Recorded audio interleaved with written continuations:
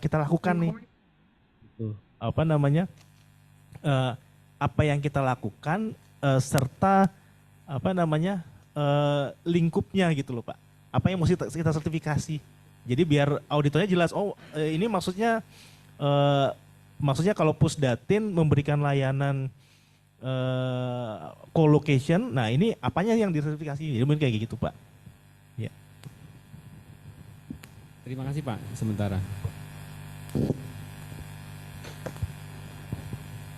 Gimana lah? Lanjut. Kalau ISO 20.000 itu IT Service Management, jadi emang semua juga dihajar. Monggo. Oke, berarti common logic tadi di firewall ya, sepakat ya, yang kita handle berarti ya. Kemudian kontrol akses, ini akses apa? Akses logik atau akses fisik?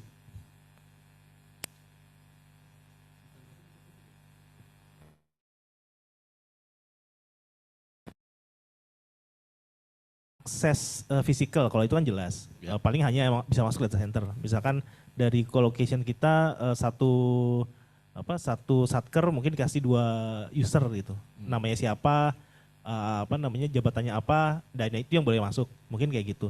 Nah, tapi kalau physical berarti kita mesti mendefine secara kita kan kasih user access.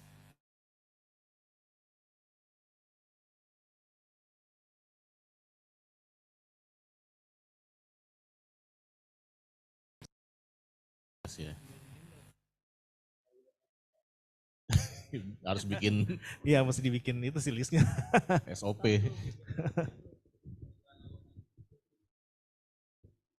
Nah, poin nomor 7 itu control surveillance. Apa ini? Nggak paham, hilang aja.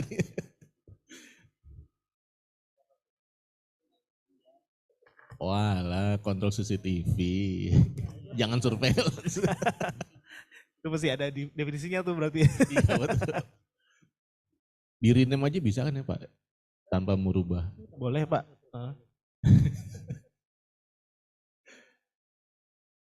Ya, Mas Rio kontrol CCTV ya nomor 7 maksudnya.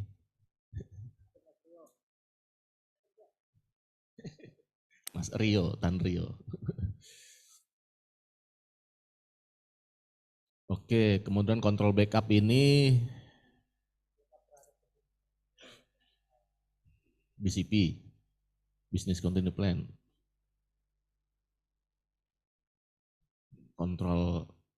Kontrol operasional maksudnya ya, operasional data center kita ya.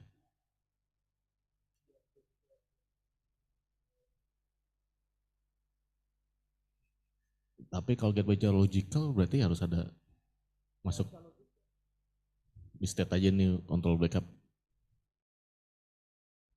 Ya Mas Tan Rio ya, ini kontrol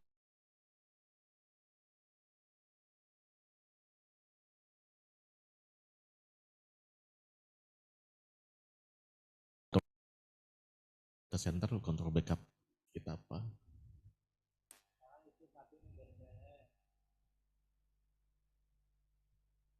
Itu.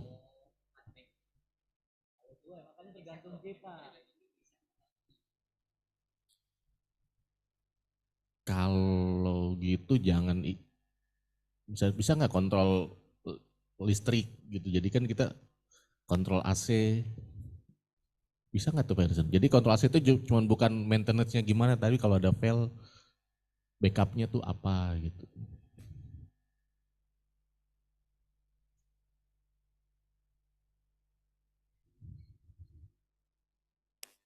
Ya bisa. Kalau backup ini memang balik lagi ke paham saya di awal ya terkait dengan colocation. Ini memang nggak ada backup di colocation. Ini tiba-tiba kayaknya muncul itu ini terkait dengan backup konfigurasi kita, backup konfigurasi firewall, backup konfigurasi ya itu. Jadi bukan backup backup yang Iya, tapi umumnya sejarahnya berkata lain kenyataannya. Yang dihajar malah backup. Iya. Berarti kan kayak repository terkait konfigurasi Konfigurasi kita. Ya. Ya kasih aja.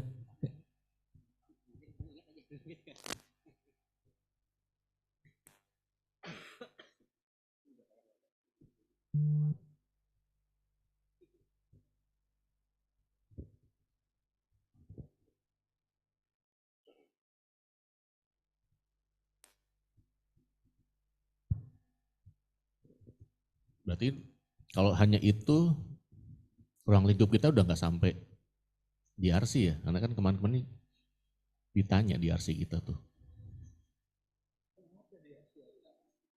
Tapi kan ditanyain kita lakukan testing DRC nggak?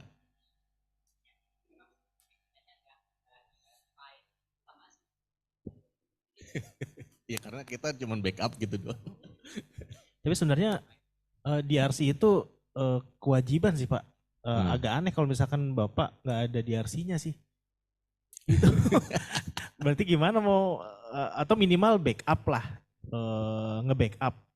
Jadi biar apa namanya kita bisa kan soalnya kan dasarnya itu CIA, confidentiality, integrity.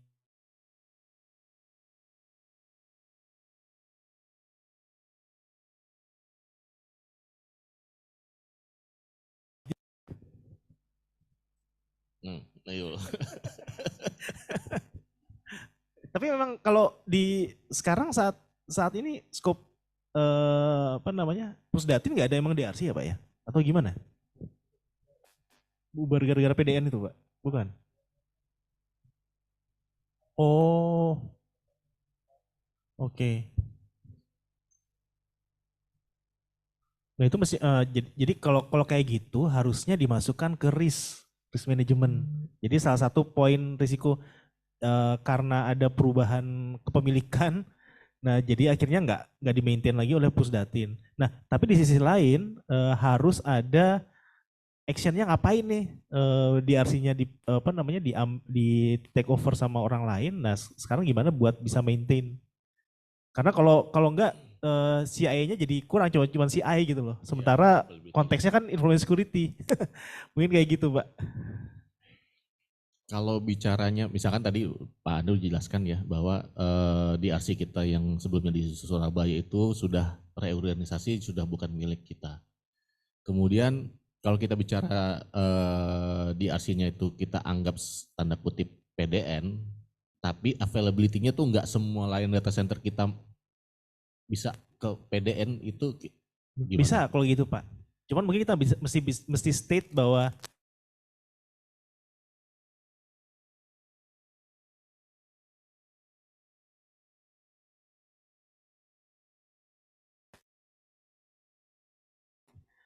nah jangan sampai nggak sama sekali Pak. Kalau nggak sama sekali malah malah berapi nanti malah nggak dapat sertifikat. Tapi kan kalau PDN kan 16-16-nya dihandle sama Kominfo ya Pak. Ya ini. Nggak ada yang bisa kita handle mandiri gitu dari 16 ini. Berarti otomatis gimana tuh? Di sisi kitanya gimana mengkontrolnya kan sebenarnya kan itu udah full di sana gitu. Nah, kalau nggak salah kan tadi kata Pak Ferry cuma sebagian aja yang di sana. Nah, sebagian lain kan kita mungkin masih bisa kontrol, Pak. Jadi sebagiannya itu yang kita kontrol. Mungkin kayak gitu. Yang ada di data center di Pusdatin, nah kita kontrol di sana. Nah, tapi kalau untuk data DRC-nya di PDN ya biarin aja di Kominfo. Gitu. Nah, cuman kita mesti memperjelas bahwa yang di data center di PDN itu hanya sebagian gitu loh. Nah, sebagian yang lain kayak gimana yang kita kontrolnya? Nah, itu mungkin yang jadi pertanyaan oleh auditor nanti. Nah. Ini nyambungnya ke kalau saya tetap ke yang menggunakan layanan kita ya sebenarnya layanan data center kita. Berarti kalaupun dia tidak kan dalam tanda kutip si DRC ini opsional dari kita ya ke si user. Yeah. Kalau dia tidak menggunakan opsi ini, otomatis dia tidak menggunakan DRC. Oke. Itu apa namanya? Berarti tidak perlu kita masukkan ke dalam kontrol kita dong. Saya pikir nggak kayak gitu Pak. Karena konteksnya kita menjaga information security dari data center. Kecuali kalau kita ada metode lain selain DRC gitu ya. Mungkin backup secara reguler gitu. Nah itu mungkin masih bisa. Tapi selama itu nggak ada, agak riskan kalau kita mau sertifikasi gitu mungkin. Jadi kita mesti membedakan antara kan apa namanya, maksud Bapak kan untuk colocation kepada satker kan. Nah itu mungkin kita mesti pisahkan. Kalau itu mungkin sendiri, satker sendiri. Nah kita gimana kita menjaga information security di data center ini sendiri tanpa ngelihat ke colocation yang kita jual ya. Nah caranya gimana gitu. Oke, kalau itu diarahkannya ke yang tadi ke backup konfigurasi itu kita arahkan ke PDN itu masuk nggak? Masuk, masih bisa masuk. Masih bisa masuk. Masih bisa masuk. Jadi sebenarnya bukan yang ada di dalam server yang di colo. Boleh, tapi, bisa kayak gitu. Kayak misalnya yang sekarang kan domain itu sudah ada 2 kaki itu yang PDN dengan kita itu bisa masuk ke dalam backup ya? Masih bisa Pak. Oke. Pak. Makasih Pak. Ya. Atau konsepnya DRC kan sebenarnya apa ya, organisasinya itu satu di kita, kata Mas Dera tadi ya. Maksudnya kita yang manage juga, yang seperti sebelumnya kan seperti itu Pak, kita yang manage juga DRC-nya. Tapi secara operasional sih sebenarnya itu bukan DRC, kayak backup aja kita di PDN itu bisa dianggap masih bisa sih Pak. DRC karena setidaknya minimal kita punya backup yang kita bisa restore secepat mungkin. Kayak gitu. Itu masih bisa sebenarnya. Gitu ya. Cuman mungkin latency time-nya lebih lama. Tapi kita mesti apa namanya? Koordinasi mengkopikan dulu ke sana. Mungkin kayak gitu, nggak apa-apa kalau kayak gitu. Oke. Tapi setidaknya jangan sampai kita ngomong bahwa kita nggak ada DRC. Wah, kayak gitu pasti wah kenapa DRC? Oke, sip. Iya Pak.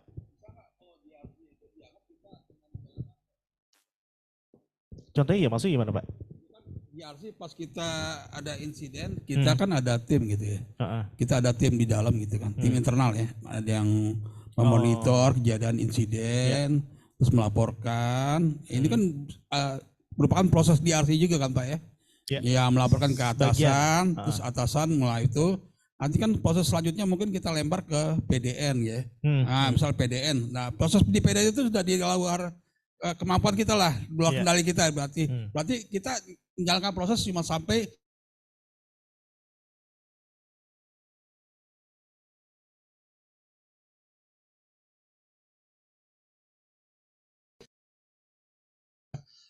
kontak-kontak ke PDN aja lah. Kita terima respon dari PDN. Nanti kalau ada output dari PDN kita respon lagi. Itu proses tanggapan lanjutnya kita di DRC kita gitu. Kita seperti itu. Karena yang bisa kendalikan hanya kita yang selama masih ada orang-orang kita aja kan. Tapi kalau yang di PDN sudah mereka yang handle kan. Jadi kita anggap DRC kita ya cuma sampai situ aja. Ya, seperti itu. Biasanya DRC itu sampai ada testing sih Pak, biasanya. Nah, selengkap apa testingnya, nah itu mungkin tergantung dari diskresi si auditor ngelihatnya. Tapi kalau saya jadi auditor, mungkin saya akan nanya ke Pusdatin, maksudnya sudah menanyakan sampai detail belum sampai, jadi kalau misalkan tadi kan ada konfigurasi yang di save di PDN. Nah, berarti kita harusnya pada saat DRC testing kita bisa melakukan sampai PDN konfigurasi tersebut bisa di restore ke data center di Pusdatin. Ya minimal kita bisa gitu. Kendalikan TikTok kita antara kita Pusdatin dengan PDN gitu Pak ya. Ya kita itu sampai situ aja paling cakupan kita ya. Nah kalau testing kan ada tabletop testing. Nah itu kan sebenarnya masih bisa. Nah cuman sekarang masalahnya kalau untuk awal-awal jadi mungkin auditor akan akan lebih menerima lah table test. Nah kalau sudah 6 tahun, nah saya nggak tahu nih apakah auditor masa cuman kayak gitu doang. Nah itu masalahnya. Nah tergantung auditor balik lagi Pak. Penerimaannya kayak gimana? Kok cuman kayak gini aja testing DRC? Nah itu yang mungkin kita mesti ngeliat lagi.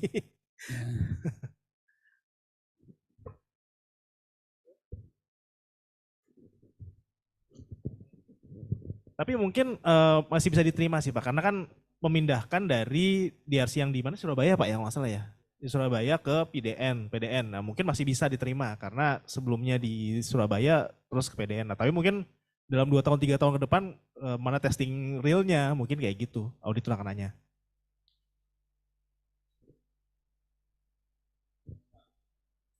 Minimal kayak gitu sih Pak. Heeh. Iya. Heeh.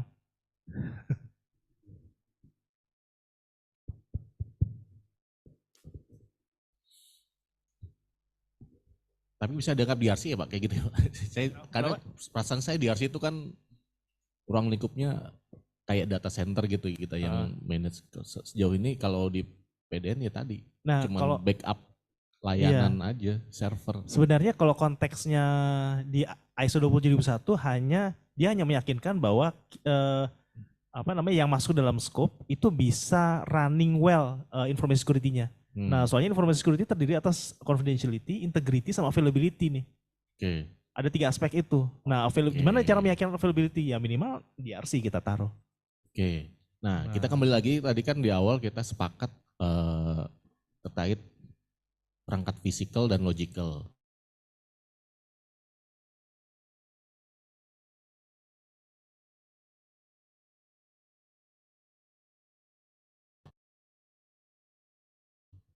Anggaplah physical server yang mungkin kita anggap itu masuk scope dan itu didarsikan.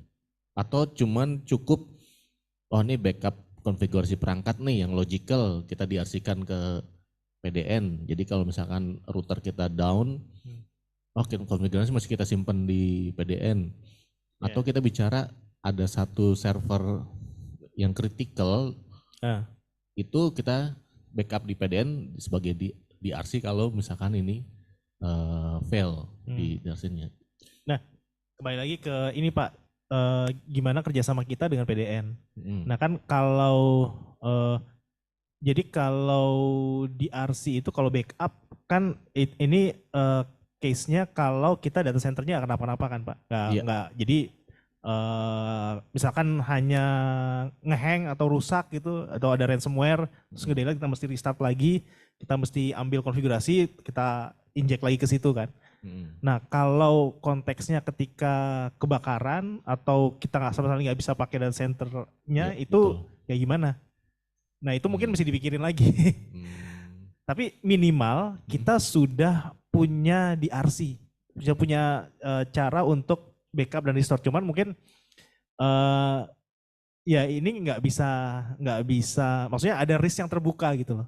Ada risk yang kita mesti aware nih. Ini ada resiko di sini. Nah gimana cara kita menutupnya? Mungkin kayak gitu Pak. Oke. Balik lagi kita kurang lebih kita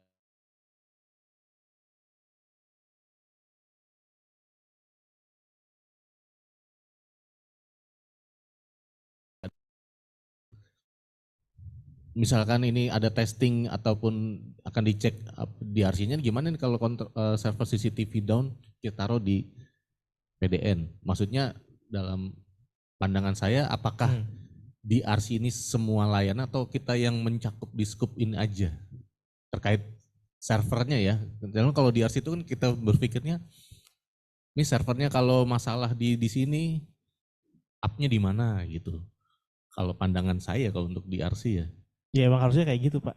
Memang idealnya kayak gitu. Nah cuman kan sekarang kita kan ada kembali lagi ke kata Bapak kan ada DRC di PDN walaupun itu hanya konfigurasi. Nah memang idealnya DRC kayak gitu Pak harusnya. Nah cuman kita kita mencoba memanage masalah availability di situ. Nah tetap ada hal yang kebuka. Tetap ada risiko di situ terkait dengan availability. Nah, nanti gimana caranya biar kita bisa mereduce masalah availability itu mungkin Pak. Jadi memang idealnya memang harus ada ini DRC bener. Siap. Pokoknya itu wajib lah kalau Iya. itu ya. Oke.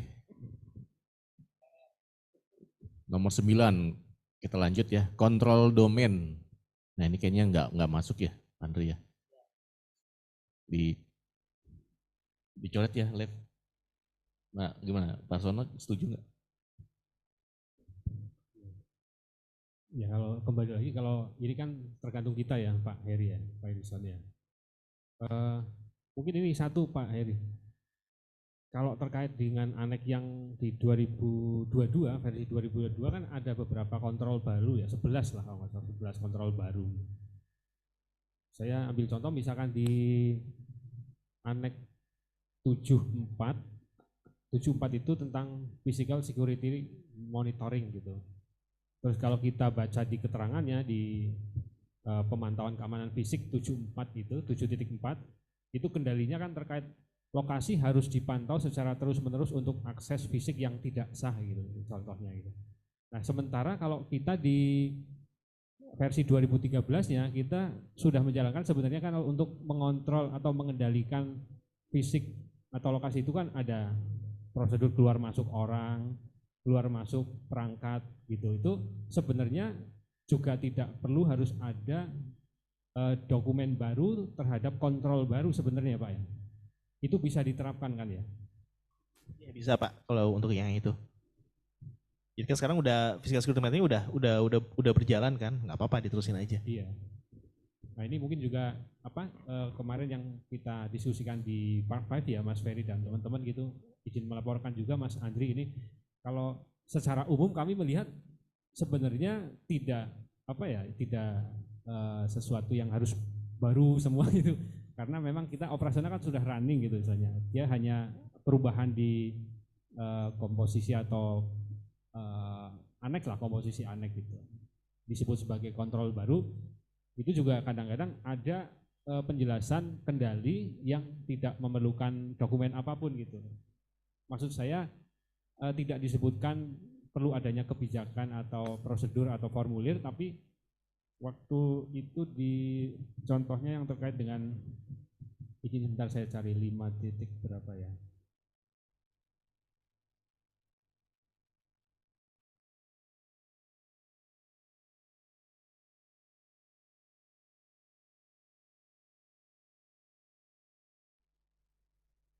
Izin 5.7 nih misalkan, itu termasuk yang kontrol baru, intelijen ancaman atau threat intelligence gitu. Di sini kendalinya disebutkan informasi yang berkaitan dengan ancaman keamanan informasi harus dikumpulkan dan dianalisis untuk menghasilkan intelijen ancaman gitu. Nah memang tidak disebutkan diminta dokumen apapun gitu, entah itu kebijakan, entah itu prosedur atau formulir. Tapi kalau dari sisi auditor katanya seperti ini, jadi dia akan minta atau akan menguji ini dari permintaan apa ya, permintaan laporan misalkan ada laporan yang berkaitan dengan ancaman informasi itu dikumpulkan dan dianalisis gitu. Nah katanya ini bentuknya laporan juga cukup gitu. Menurut Pak Agus Komara yang dari Intertek itu kemarin sih seperti itu, mungkin bisa ditambahkan pencerahannya Pak Harrison terkait beberapa aneks baru gitu yang poin baru, kontrol baru lah gitu. Kan tidak serta-merta harus berupa dokumen yang kita buat, dokumen kebijakan atau dokumen prosedur atau dokumen formulir gitu, tapi ada output yang diperlukan untuk evidence gitu. Dalam hal ini misalnya ya itu tadi 5.7 gitu, ada laporan gitu, laporan pengumpulan informasi dan analisisnya gitu, ancaman informasi. Gitu Pak Harrison. Iya.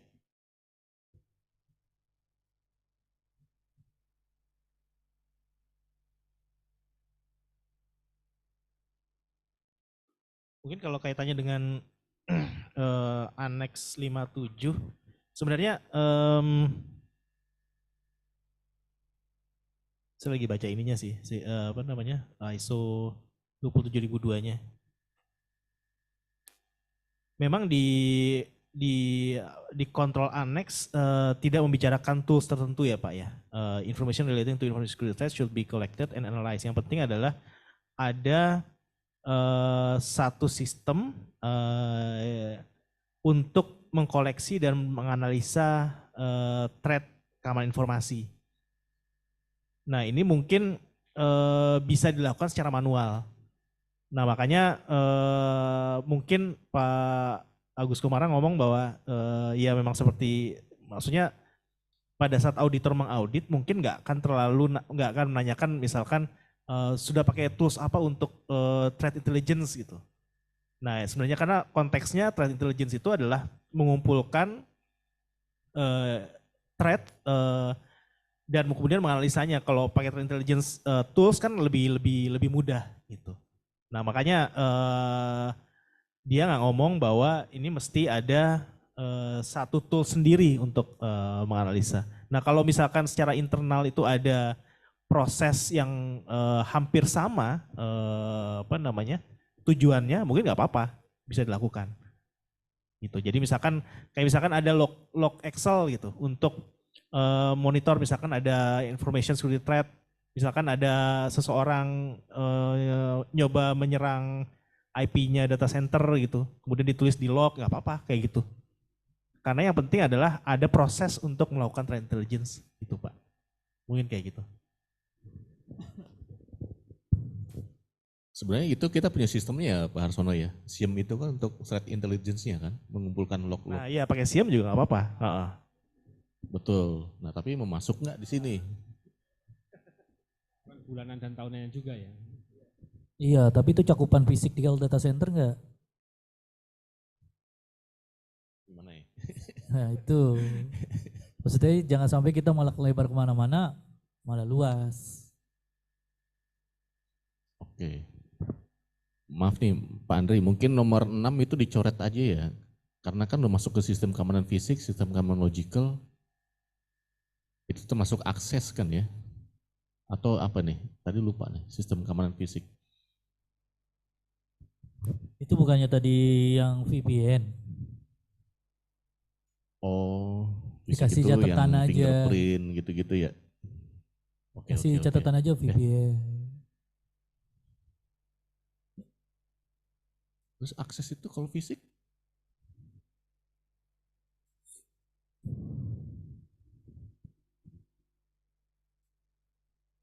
Iya.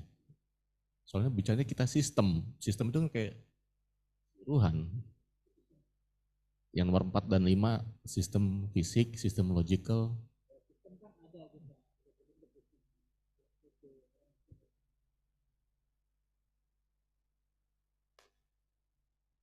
Sama dong harusnya.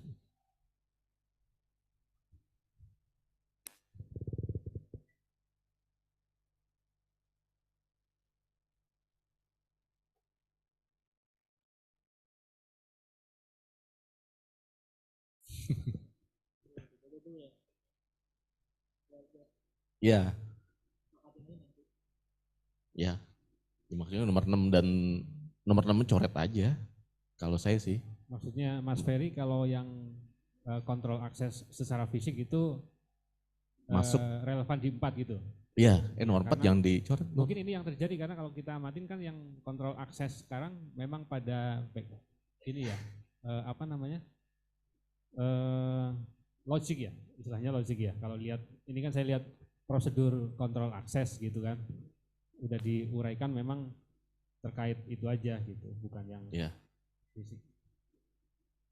Makanya kan sebenarnya bisa di merge tadi, sebenarnya maksudnya sama. Tapi kita kayak ada breakdown turunannya lagi. Padahal kalau kita bicara sistem kan, ya tadi ada apa istilahnya fingerprintnya, ada kartu aksesnya. Yang penting antara tim Pak Hartono sama kita ada Betul. kepahaman, jangan sampai nanti malah kontrakan. Bahas panjang aja.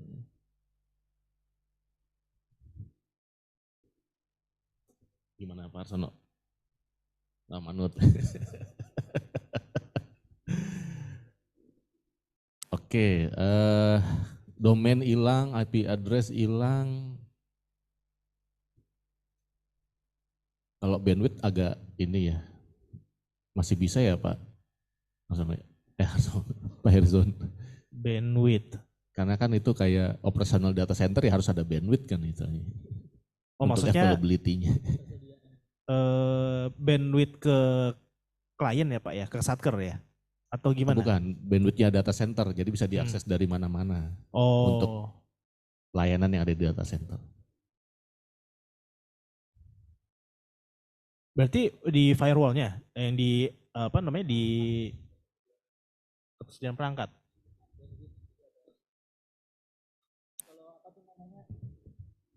Kalau kontrol bandwidth itu kita ngelihat ada spike nggak, ada anomali nggak. Oh, dari network service maksudnya? Iya, dari network Oh. service. Iya, boleh. Bisa Pak? Masih bisa. Masih, tapi kita nggak punya bandwidth management. Ada Apa yang kita lihat? MRTG, ada Monitoringnya aja. monitoring. Berarti ini Ya. bukan dari provider. Bandwidth management mana tuh si bocah satu tuh? Bandwidth management hidup ya? ada. Bandwidth management kan bandwidth controller juga. Oke, sama sistem monitoringnya MRTG ya. MRTG terus itunya bandwidth management. Oke, ini berarti kontrol bandwidth yang kita kelola ya, bukan dalam artian provider yang penyedia bandwidthnya ya. Berarti masih masuk. 12 ya masuk. 13 masuk, pemadam kebakaran. Nah ini sistem perangkat keras jaringan ini apa nih maksudnya? Sistem perangkat keras jaringan. Itu kayak router, core switch, switch yang environment-nya ada di data center. Nah, itu masuk nggak Pak?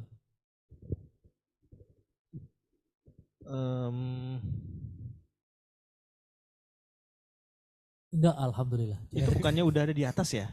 Yang di apa namanya ruang data center itu? Iya harusnya udah include itu aja, Iya. Fer. Yang mana? Ruang data center.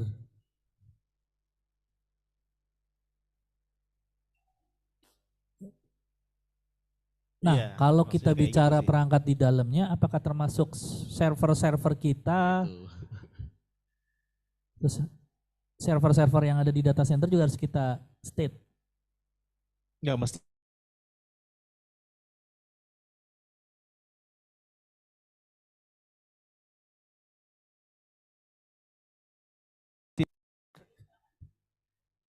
Iya ya, ambigu ya nomor 1 sama 2 harusnya rak tuh bagian dari ruang data center. Apa atau ruang data center hilang, jadi kita fokus apa nih yang Ya, Iya, Pak, kayak gitu, Pak. ya, Heeh. ya terlalu lebih global fokus ruang data mikronya. Iya. Nah kalau kita bicara tadi router, switch, berarti masuk aset nantinya ya Pak? Masuk. Nah kita harus ada mitigasi routernya, Kan kita ada backupnya. redundant. Oke, aman ya berarti. Redundant. Nah sekarang perangkat lunak jaringan nih masuk. Itu kan sama aja sebenarnya kalau sama yang itu tuh yang backup. Kan backup kan konfigurasi perangkat semuanya di situ. Ya kalau kita bicara nomor 16 ke sistem perangkat lunak jaringan kan bisa jadi OS. Ah sampai situ kita Pak. Umumnya makanya sih kita- kayak gitu, bener kata Pak Ferry sih. Jadi sistem perangkat lunak jaringan termasuk OS-nya, termasuk network NOS-nya, network operating system, termasuk sih Pak. Karena perangkat lunak jaringan ya. Iya maksudnya dari apanya keamanannya? Mungkin kayak misalkan apa namanya kalau network operating system di apa ada patch, di patch. Oh, kayak gitu. update selalu, Update, patching. Kayak gitu mungkin. Tapi kalau yang tadi bicara OS, berarti kita yang melekat di Perangkat. ruang lingkup ya. Misalkan server khusus CCTV aja nih kita lihat. OS-nya OS-nya aja, diupdate nggak? patchingnya gimana, Patchingnya gimana? menempel di objek, jangan Betul. kemana-mana. Jadi nggak ke server-server yang Iya, lainnya. tapi kan waktu itu Bingung. pernah kan kalau Pak Agus nanyain soal antivirus kan, itu menempel di mana? Iya perangkat apa, sistem keamanan logical. Iya, itu masuk antivirus. Waktu itu kan ditanya. Nah makanya sistem keamanan logical tadi kan kita bicara di atas firewall aja nih. Mau sampai tadi nggak OS. Enggak nyentuh sampai server sih harusnya. Karena kalau antivirus adanya di server kan. Nah bicara kemarin yang di Sakit yang di Pak 5, jadi kalau Pak Dwi menjelaskan, kadang auditor tuh ngelihat seperti ini. Nah ntar dia akan nanya nih, kontrol CCTV, nyimpennya di mana? Di server A. Servernya diupdate nggak OS-nya, ada backupnya nggak? Itu bisa nggak sih Pak Harrison, bisa sampai seperti itu nggak sih? Bisa Pak. Nah, Bisa. masuk di situ berarti. Tapi harusnya yang tadi melekat di objek yang di auditnya ya, nggak bisa server emailnya nih gimana gitu. Harusnya enggak kan ya. Iya sih, harusnya kayak gitu. Hmm. Jadi auditor mestinya memilah antara pertanyaan yang diajukan sesuai dengan skop atau enggak, mungkin kayak gitu. Betul. Makanya kuncinya di SOA. Ini Jadi makanya kalau kita baca SOA-nya udah paham, enak. Tapi kalau takutnya nih kita auditornya sama nih, mindsetnya masih pakai yang sebelumnya tuh, itu yang harus hati-hati. ya di sama-sama sepakati pemahamannya. Ya, Oke, berarti 16 itu sistem perangkat lunak jaringan yang nempel di objek ya. Termasuk router loh, itu ada patch-nya nggak, di-update nggak? Ya itu harus ada SOP-nya, ada yang menjalankannya.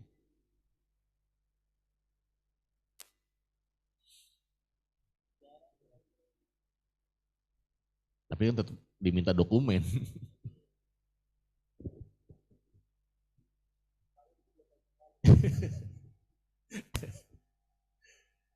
Nah ini kita bicara perangkat jaringannya itu cuma router pas switch, switch kita banyak. Ya makanya ini sepakat aja.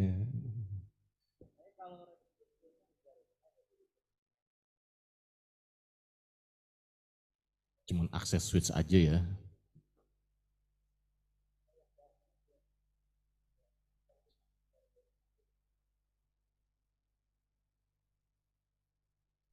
Ya udah.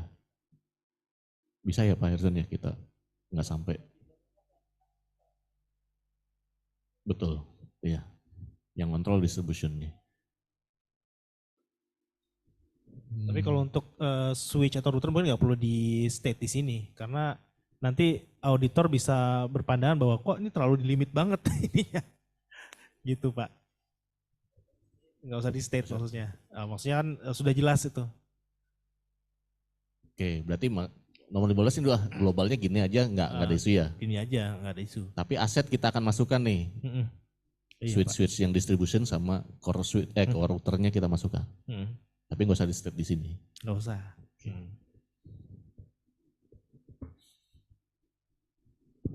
Menambahkan lagi, izin Mas Andri, Mas Ferry, Pak Herizal, berarti kalau di sini tadi pertanyaan saya, kalau yang di sini perlu ditambahkan keterangan atau penjelas itu enggak? Atau cukup dengan istilah-istilah seperti yang sudah kita lakukan di sini, Pak?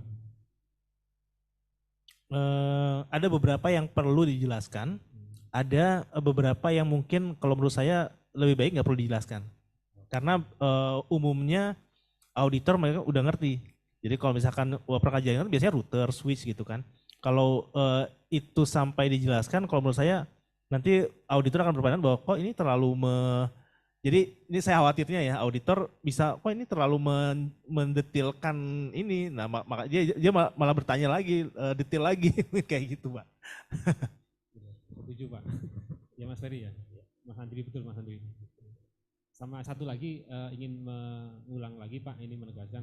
Jadi kalau yang di dalam statement of applicability SOA ini, anek yang ada di dalam standar ISO 27001 versi 2022 itu semua kita masukkan tetap ya Pak? Oh dimasukkan tetap Pak? Kita masukkan, betul. Jadi itu Mas Ferry, tetap kita masukkan, tapi nanti beberapa anek yang tidak kita lakukan, berarti kan statusnya non applicable. Betul Pak. Dengan reasoning yang jelas. Iya. Oke, makasih Pak. Ya.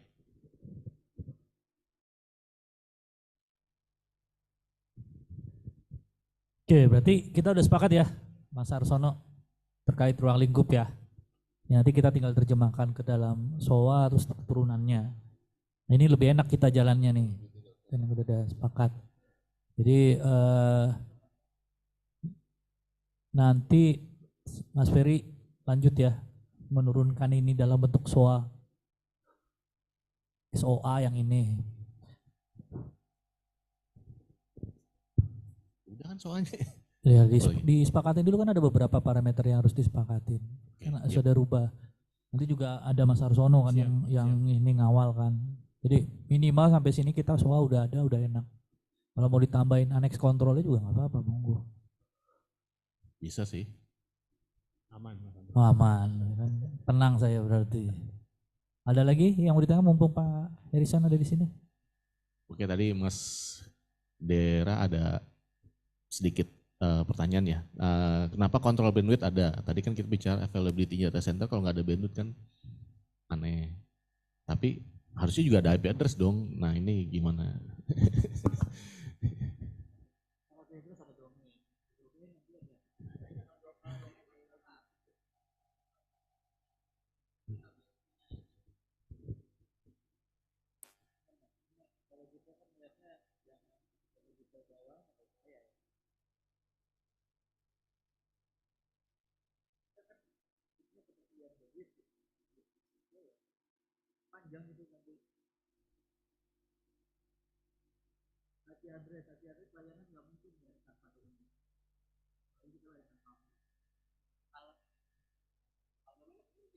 Jadi si server tetap bisa nyala tanpa domain, bener kan?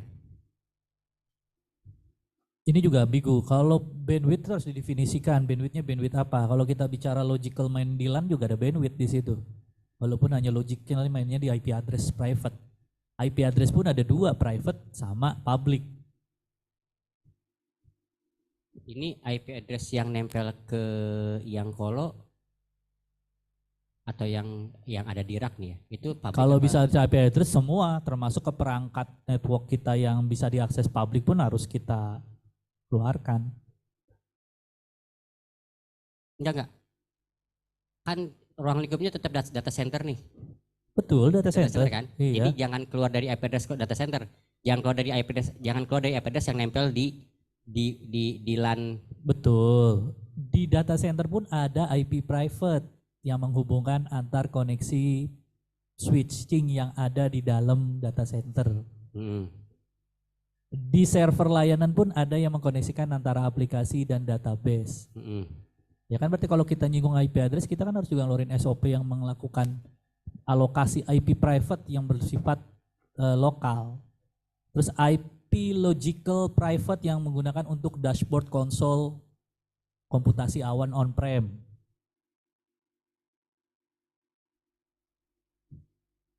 Oke. Enggak, kalau saya pikirannya tetap ke yang tadi di awal bahwa yang kolo itu dapat IP address gitu. Mungkin IP address-nya di-define aja Pak. Mungkin IP address public udah gitu Iya. aja. Kalau kayak gitu. Atau IP address public untuk layanan apa Pak? Layanan kementerian atau jaringan atau umum? Atau persempit lagi kontrol IP address yang melekat di objek. Data center. Contoh di IP address-nya si router, kontrol seperti apa IP address-nya di Berarti switch. didefinisikan IP address public yang menempel di router. Karena kalau kita nggak definisikan itu nanti semua layanan yang nempel ada di data center kan objeknya data center. Betul. Jadi kita harus listing semua tuh. Email. Iya, kan di data center. Iya, ini makanya IP address-nya, makanya tadi IP address itu menempel di objek yang di, ini bukan kolo lagi. Ya tetap kan, maksudnya Kan ketika kalau ditanya auditor nih, kok cuman Kakolo doang, yang lain mana? yang lain mesti gimana? Ya misalkan Karena nih, bukan ruang lingkupnya. aneh sih kalau hanya untuk mengkhususkan kolo, berarti kan yang dilihat itunya, layanan kolonya. Berarti kalau kayak gitu harusnya ini Pak, di scope-nya mesti dirubah kata-katanya. Kalau menurut saya ya. Jadi apa namanya? Untuk sebagai penyedia colocation mungkin kayak gitu. Jadi jelas gitu loh. Atau kita penyedia IP publik pada data center Ciputat. Terlepas itu layanannya apa. Yang dilihat kan SOP-nya, Iya. alokasi IP Itu sebagaimana. email kena semua. Jadi nggak perlu Email, dilihat dari VMware layanan. kena itu. Betul nggak? IP public ya. Iya, IP publik. Kalau emang sepakat mau dimasukkan kembali. Cuman saya maksudnya kalau yang 10 nggak ada tapi 11 ada malah Ya nggak apa-apa, masukin aja lagi. Yang penting di SOA-nya harus jelas batasannya. Kan kita nanti megangnya di SOA. Pusing ya? Sama, saya juga pusing. Melalui auditornya. Tapi bener sih menurut saya udah persempit aja ya layanan colocation aja udah jelas. Jadi colocation Jadi fokus di kolonya. iya colocation. Oh ya wis, kan udah nggak ada kolo kita. Ya makanya tapi aneh. Kalau kita stop.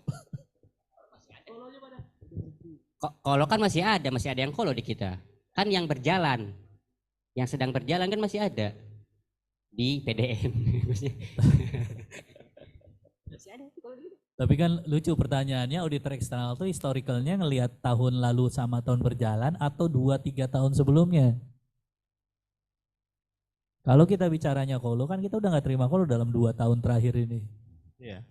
Nggak, harusnya sih auditor pasti ngelihat kondisi terakhir sih Pak. Nah, iya. Harusnya kayak gitu. Jadi bukan historicalnya.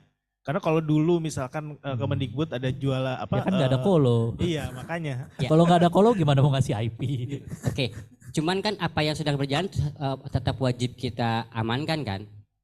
Ya betul kan? Secara fisikal iya, tapi Enggak. kalau lihat dulu, kalau yang dilihat IP address-nya kan kita memastikan IP address itu memang diperuntukkan untuk yang sesuai dengan servicesnya Pak ya, keamanan.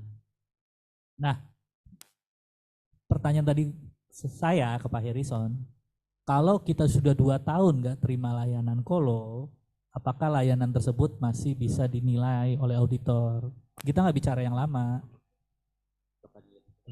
Mungkin ini Pak, apa dilihat fungsi dari pusat data centernya itu sendiri. Jadi kayak misalkan ada nggak peraturan yang men-state bahwa sekarang udah nggak nerima colocation.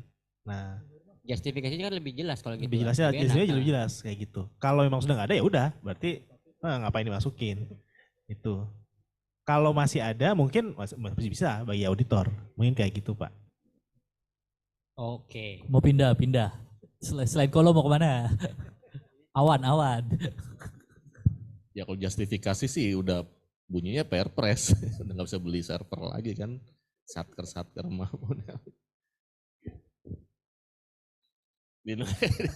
Nah itu dia makanya Pak. Makanya saya minta Pak Harrison belajar yang SNI 8799. Kita ngarahnya ke sana. Udah jadi PDN mah merem.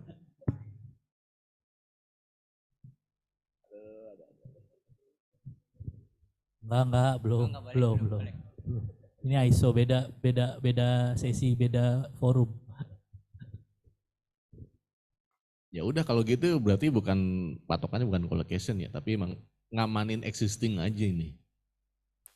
Ya kalau ngomongin existing ngapain dimasukin? Kan tadi bilang Pak Iya Harrison. kan prinsipnya Mas Diar itu masih colocation IP itu harus ada. In case kalau ada yang kolo. Iyalah kan di kolonya nggak hanya server, bisa perangkat network atau apa. Nggak ada. Jangan mikirin katalog. Ya nanti tinggal diterjemahkan di SOA-nya aja. Ya terus IP ini gimana jadi. Pabrik itu kan luas.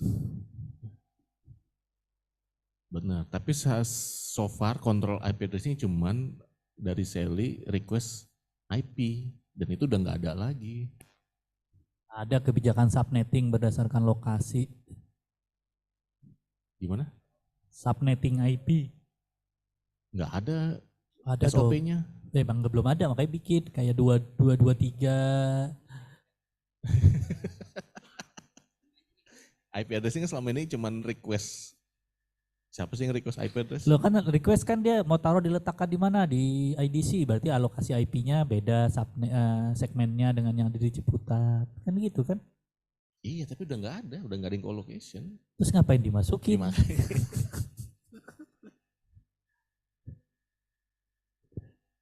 Daerah masih mau dimasukin? Gak apa-apa, ntar daerah yang bikin, udah biarin aja. Cuman tadi pandangannya Mas Jere itu kenapa ada kontrol bandwidth? Tadi kan kita bicaranya availability data center, kita kalau nggak ada bandwidth kan aneh. Lah kalau nggak ada IP address sih juga aneh juga. Ntar juga lucu. Kalau nggak ada IP address, nggak ada klien. Ya, makanya tadi kan dipersempit aja. Nanti nih, klien nanti yang kontrolerin akses lognya siapa? nggak bisa beda.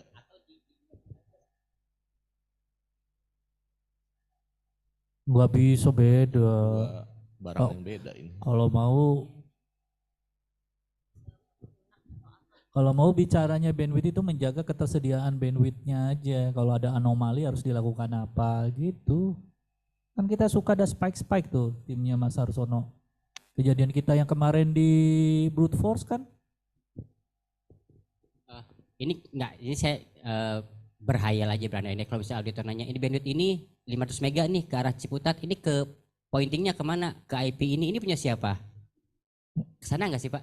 Ke sana, tapi kan Bandwidth nggak harus di misalnya 500 mega statement. nih dari Ciputat misalnya ke IDC 500 mega. Ini 500 mega itu kemana pointingnya? Ke Ciputat, ke mesin yang mana atau ke server yang mana atau ke network yang mana? Oh ke IP ini. IP ini punya siapa? Kan nggak ada kontrolnya kita. Kita nggak bisa bilang ini IP-nya kita gitu, tanpa ada kontrol IP-nya ini di sisi kita gitu. Kesana nggak sih nanyanya kira-kira? Kalau auditor ya kembali lagi ke bagaimana dia memahami konsep IT ya, konsep IP address ya. Kalau dari pengalaman saya mungkin kayaknya agak jarang sih karena sangat teknikal. Pertama sangat teknikal. Kedua sebenarnya manage information security itu sangat luas gitu. Jadi biasanya auditor hanya akan mencari, dia kan auditor terbatas waktu Pak ya, paling cuma 2 hari 3 hari. Nah dia nggak akan mungkin sampai detail banget kecuali kalau memang area yang diaudit khusus untuk IP address gitu. Nah itu mungkin.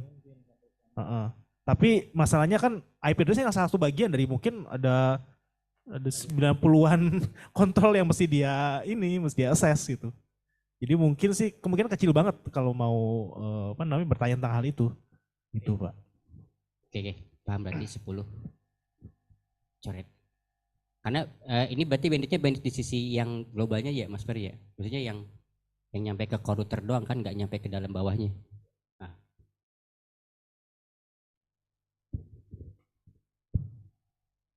Ya tadi kita sepakat bandwidth itu global di data center, termasuk monitoring di MRTG-nya sama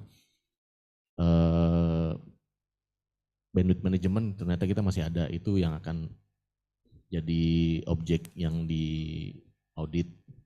Tidak sampai bandwidth yang jatuh sampai pembagian di LAN, jadi khusus yang di data center. Oke, ada lagi masukan Mas Arsono? Mas Tony?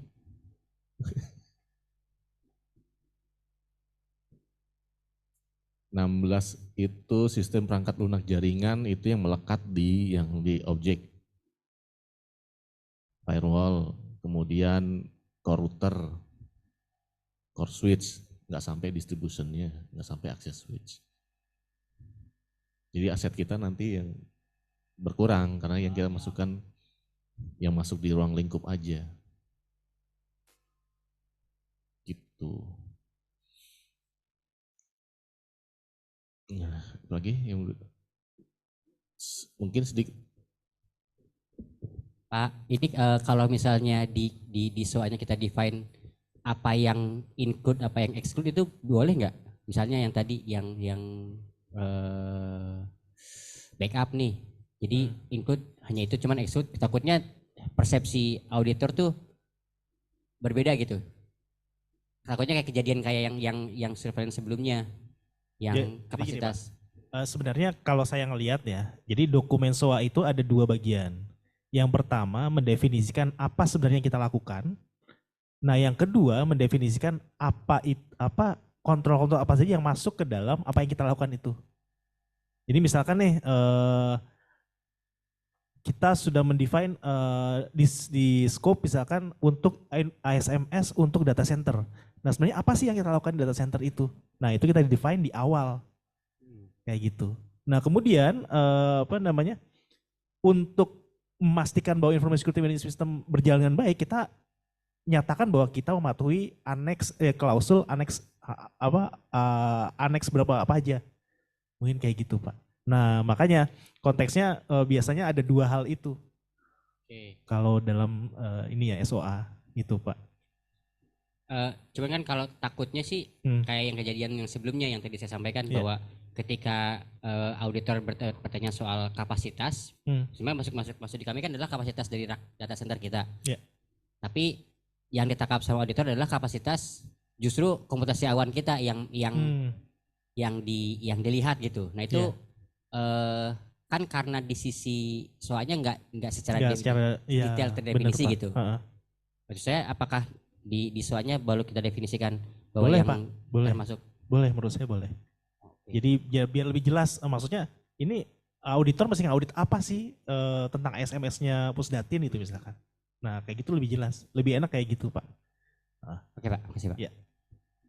Jadi eksepsi dengan yang tadi pertanyaan saya, yang perlunya hanya istilah saja, apa perlu penjelasan? Nah, dalam hal ini yang disampaikan Mas Dera tadi yang perlu penjelasan ya Pak? Iya, untuk hal yang perlu penjelasan tadi ya? Iya betul Pak.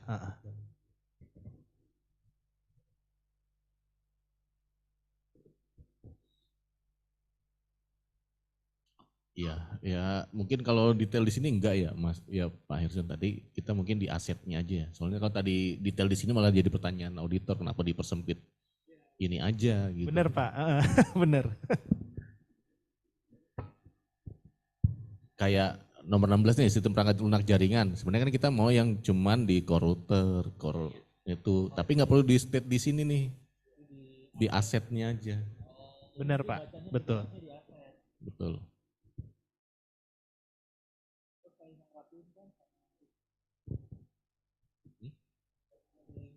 Oh yang aset. Ya udah sini aset aja ya. Udah ini udah fix kan.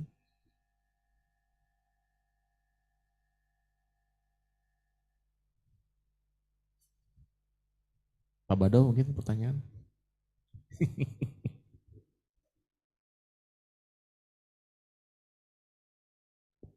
Aset aja dulu yang lebih simpel. Aset ngikut di sini. Aset. Justru enak di sini bicara aset. Baru nanti aneks. Uji masih sakit ya Uji? Uji masih sakit. Oh. Lapor nih Pak Win, udah. Oke. Setuju? Ya.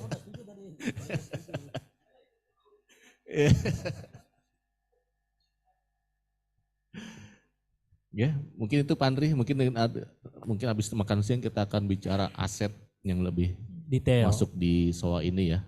Kalau sampai nanti bisa bicara aneks. Nanti Pak, setelah nanti dibahas Pak. Nanti Pak, sabar Pak, sabar. Nanti bicaranya aset, SOA, aneks dan sebagainya setelah makan siang. Nanti dipimpin oleh Mas Ferry. Dibantu oleh Bu Nurma. Oke, teman-teman. Udah menjelang makan siang, masih lama sih. Kalau Mas Sutrio ada tanggapan? Ketawa. Mungkin tambahan tadi Pak Sutrio ya, bikin SOP. SOP yang terkait VPN. VPN, manage bandwidth management. Oh iya tadi Om Sutrio, SOP terkait dengan pengelolaan bandwidth management sama ini.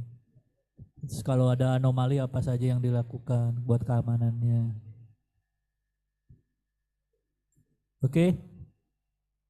Bisa ya, bismillah. Kita rencana target kapan di audit Pak Harsono? Waktu audit eksternal sih Juli aman, tapi Agustus masih bisa gitu. Agustus masih bisa. Amannya Agustus. Dari hitung 3 bulan dari Oktober Pak Andri. Oktober mundur 3 bulan. Kita juga mohon Pak Taki juga tolong adakan simposium terkait workshop terkait SSI 8799 Pak. SNI 8799 terkait dengan pengelolaan PDN. Rencananya kalau memang kita rejeki, kita akan jadi bagian dari PDN. Siap, nanti kita laporkan. Kalau mohon maaf nih Pak Irisan, PDN kita masuk ISO lepas karena nanti yang audit keamanan langsung BSSN. Nah keuntungannya kita jadi bagian PDN, nah ini bedanya sama ISO. ISO itu hanya melekat di fisik. Kalau kita jadi bagian dari PDN, semua layanan kita itu akan dianggap sebagai layanan nasional. Termasuk public cloud kita itu dianggap layanan nasional, penganggarannya merem. Dan diakui asetnya. Kalau sekarang kan masih bingung. Ini Kominfo lagi mengeluarkan peraturan. Kalau kita layanan public cloud pihak ketiga, tapi aset yang ditaruh adalah aset rahasia, datanya rahasia dan bersifat rahasia, itu harus ditarik. Tapi kalau kita sudah terpilih jadi bagian dari PDN, mau kita taruh di atas pun itu dianggap sebagai PDN, public cloud-nya. Nah itu saya rasa ini gambaran yang jauh lebih besar tujuan kita, dan ada catatan. Kalau kita lulusnya dengan bersyarat, kita diperbolehkan mengajukan anggaran pembangunan data center. Jadi makanya kita kalau bisa setelah ISO fokus ke SSI 8799 ngejar target, karena tahun ini asesmen. Kemarin yang diundang tuh hanya 5 kementerian Pak, yang 5 kementerian dan lembaga yang dianggap berpotensi jadi bagian dari PDN. Kemenq, Kemendikbud, Kemenkes, BSSN, LKPP bukan, satu lagi apa ya? Pemerintah daerah, lupa saya, daerah Jawa, ada Pak, ada. Kominfo mana tuh? Ya di Kominfo. Jawa Barat kalau nggak salah. Jawa Barat, ya Jawa Barat. Udah canggih. Bahkan saya singgung nih sama BSSN. BSSN enak Pak, udah punya uptime. Nggak ngaruh Pak uptime. Kita nggak ngeliat uptime, nggak ngeliat ISO. Kita lihatnya cuma SNI. Anda mau punya ISO, mau punya apa tuh bukan referensi kami. Iya. Ya jadi makanya kenapa kan langsung ngobrol, wah kayaknya seksi nih kalau kita 8799. Cuman resikonya Pak.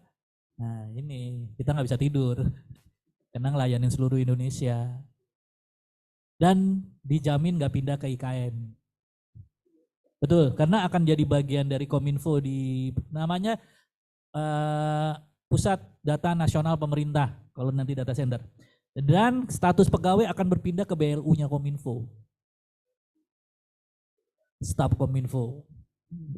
Dan udah dijamin, katanya udah dibahas sama Pan RB, remunerasinya akan jauh lebih baik dari yang sekarang. Berharap. Ya, kalau yang berminat silakan daftar, kalau enggak ya jangan. Nah itu nanti tolong di sisi keamanan ya Pak Arsono ya, disampaikan ke pimpinan SSI 8799 apa saja yang nanti akan jadi scope area setelah ISO kita lalui. Paling itu rekan-rekan kita akhir sesi ini. Terima kasih Pak Harrison. Nanti mungkin dikit apa? Pak Andre. Masih nyambung aja. Ya, kan kita pakai ISO yang terbaru nih. Ya. Auditor itu akan ngecek dokumennya per kapan ya dengan aneks-aneks baru ini, dengan mungkin SOP terbaru ini? Biasanya terakhir diupdate Pak. Dia akan ngecek. Oh, dari oke. bisa perubahan. Berarti ini sepakat nih Pak Arsono, kita kapan gongnya? Gongnya itu pakai rapat apa itu istilah namanya? Rapat manajemen. Enggak sih Pak, biasanya kan tanda tangan SOP kan berkala sih ya. Iya ada perubahan di SOP-nya itu biasanya. Nah, cuman masalahnya kan udah 5 tahun berjalan, berarti sebenarnya sih nggak terlalu masalah bagi bagi auditor. Oh gitu. Karena prosesnya udah berjalan 5 tahun. Betul. Makanya dia mau bicara dokumennya, berarti berdasarkan perubahan dokumen ya. Misalnya nama dokumennya berubah juga dari situ dia akan ngelihat dokumennya. Start auditnya gitu. Iya, start auditnya dari situ biasanya. Berarti nggak perlu ada rapat besar nih kita start. Nggak perlu sih Pak, itu paling dia akan cek kalau misalkan RTM itu kan dilakukan setahun sekali ya, dicek terakhir RTM-nya kapan. Oke. Nah kalau di RTM-nya tahun lalu mungkin dia akan bertanya kok RTM tahun lalu, sebelumnya ya maksudnya buat yang tahun pergantian ke tahun 2027, 2022 ini kapan terakhirnya. Mungkin kayak gitu. Jadi sebaiknya sih dilakukan sebelum audit. Gitu Pak. Kapan tuh? Mungkin menambahkan Mas Ferry, izin Mas Andri, Pak Heri. Kalau menurut saya sih seperti yang kita sampaikan di Part 5 kemarin, bahwa Kalau soal dokumen, kalau saya pandangannya relatif tidak ada isu sebenarnya. Maksudnya ada tapi tidak, artinya harus versi 2022 harus ganti semua, itu enggak kalau menurut saya. Jadi karena udah running seperti Pak Harrison tadi sampaikan 5 tahun sudah jalan operasional, mungkin hal-hal tertentu yang perlu kita review aja nanti gitu. Dengan adanya korelasi antara yang Annex 2022 dengan 2013 itu di bagian apa saja, tinggal kita tarik dokumen itu gitu. Kecuali nanti yang bisa di merge, di review bisa di merge, kita merge. Kalau tidak, running as usual juga nggak apa-apa gitu. Yang penting bisa buat proof evidence pada kontrol baru. Betul. Prinsipnya gitu. Terus kemudian kalau yang kontrol baru kita lihat. Tadi yang saya ambil contoh 5.7 itu mungkin sudah ada tapi belum masuk ke dalam dokumen kategori kebijakan, prosedur dan formulir, tapi mungkin ada di bagian yang tadi laporan tentang pengumpulan apa namanya itu, intelijen keamanan informasi gitu dan analisis gitu. Sudah ada bentuknya gitu. Itu bisa jadi evidence gitu. Nah, terkait dengan ini mungkin kemarin ada semacam kayak entah itu rapat tinjauan manajemen yang legally menyatakan kita memberlakukan standar ISO 27001 versi 2022 Pak. Jadi mungkin seperti itu ya. Jadi istilahnya di manajemen dan semua tim staf operasional gitu juga istilahnya ada startnya gitu untuk aplikasi itu. Tapi bahwasanya operasionalnya seperti biasa ya karena memang dokumennya mungkin masih dipertahankan gitu. Ada perubahan apa tertentu gitu. Tapi bahwa oke, kita start menggunakan standar ISO 27001 versi 2022 gitu. Nanti mungkin di kami, izin Mas Andri, mungkin yang kami rencanakan juga ada rapat tinjauan manajemen lagi untuk kick off lah semacam itu. Tapi kalau hitungan 3 bulan minimal sebelum pelaksanaan audit eksternal, berarti paling tidak April kan ya. April kita udah menyatakan dan menjalankan ISO 27001 versi 2022 gitu sih. Mudah-mudahan di bulan Maret ini bisa selesai sampai untuk kick off gitu. Oke, makasih Pak Eri, Mas Andri. Ya, saya sih berharap sebelum kita kick off, ini kita udah selesai dulu di sini. Kesepahaman ruang lingkup kita satu, kendali kontrol dokumen-dokumen juga clear. Kalau ada perbaikan nanti minor, ya. Yang penting dari tim Pak Harsono dan tim kita sama dulu nih. Jangan nanti di belakang baru nanti ada isu baru dibahas gitu. Kalau terkait dengan gongnya 2022 ya kita sih bulan April ya nanti kita coba atur jadwal ya. Kan nggak harus acara resmi-resmi banget kayak begini. Kumpul di Rusit selesai kita mencanangkan untuk 2022 udah clear. Gitu. Aman lah. Yang penting ada konsumsinya. Monggo Pak Harrison, ada lagi yang mau ditambahkan? Cukup ya rekan-rekan ya? Cukup Pak. Kasihan Pak Harrison udah 2 jam setengah. Udah dicatat semua Mas Levi? Oh insya Allah. Amin. Oke, nanti Mas Ferry, Mbak Nurma, Mas Tony, dan yang lain-lain, Mas Harsono, Mas Win dibantu ya setelah sesi ini kita bahas lebih detail lagi. Sekali lagi terima kasih atas kehadirannya Pak Harrison, atas pencerahannya, masukan-masukannya, informasinya. Mudah-mudahan persiapan kita jauh lebih matang ya Mas Harsono ya. Ya 2022 insya Allah kita berhasil. Dan tadi kita ada ngobrol di belakang sama Pak Harrison, Mas Harsono. Ya sekali-sekali Taki ISO terkait dengan data pendidikan jauh lebih seksi gitu. Itu akan jauh lebih ribet lagi itu. Lebih dalam sedalam-dalamnya itu. Jadi kalau data pendidikan kita sudah ter-ISO kan, nggak ada yang bisa meragukan lagi data pendidikan kita. Gas. Jadi kalau ada komplain ada apa udah ada legitimasi, ada ISO. Titip. Iya, tapi kalau kita kan nggak ada kaitan langsung ya Ferry ya. Data center doang. Kan fisiknya udah. Ya cuma kita kena efeknya sih keamanan nanti kita harus dilihat. Tapi lebih bagus, lebih dalam posisinya. Lebih ya kita akan menghabiskan waktu kayaknya di situ. Oke, paling itu aja. Terima kasih Pak Rizal sekali lagi. Kita akhiri sesi ini. Assalamualaikum warahmatullahi wabarakatuh. Selamat siang. Panitia, monggo menginformasikan pengumuman. Oh, panitianya Mas Priyo.